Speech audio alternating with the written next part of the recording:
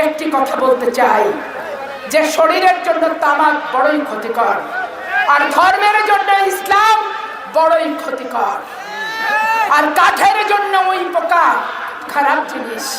তামাক যেমন স্বাস্থ্যের জন্য ক্ষতিকর, ধর্মের জন্য ইসলাম তেমন ক্ষতিকর, এই কথা বলেছেন জন্মের ঠিক না থাকা নতুন এক বেজন মা, যার নাম নর্তকী পাপিয়া। ভিডিওর শুরুতে তীব্র নিন্দা এবং প্রতিবাদ জানাই এবং এই নর্তকীকে যেন অতি দ্রুত আইনের আওতায় আনা হয় তার জন্য আহ্বান জানাই।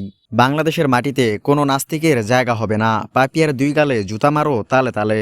তামাক যেমন স্বাস্থ্যের জন্য ক্ষতিকর, ধর্মের জন্য ইসলাম তেমন ক্ষতিকর, এই কথাটা শুধু ভুলের মধ্যেই সীমাবদ্ধ না, এটা অশিক্ষিত, বিদ্বেষপূর্ণ এবং উদ্দেশ্য প্রণোদিত। ইসলাম মানে শান্তি, ইসলাম মানে শৃঙ্খলা, ইসলাম মানে আত্মসংযম, নৈতিকতা আর মানবিকতা।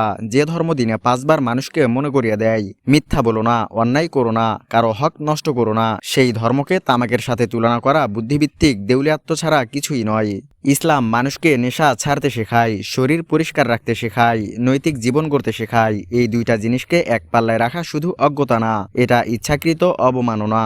তবে এই ধরনের তুলনা হঠাৎ আসে না, এর পেছনে থাকে উদ্দেশ্য, মুসলমানকে উস্কানো, ধর্মকে হাস্যকর বানানো, বিভাজন তৈরি করা। যারা বলে আমরা বাক স্বাধীনতায় বিশ্বাস করি, তারা ভুলে যায় বাক স্বাধীনতা মানে অবমাননার লাইসেন্স না।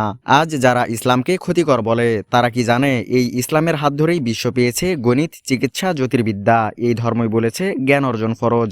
একজন মানুষ হত্যার মানে পুরো মানবতা হত্যা। তামাক মানুষ মারে আর ইসলাম মানুষকে বাঁচতে শেখায়। এই অপমানের জবাব ঘৃণায় নয়, এই অপমানের জবাব হিংসায় নয়, জবাব দিতে হবে জ্ঞান দিয়ে, আচরণ দিয়ে আর নৈতিক শক্তি দিয়ে।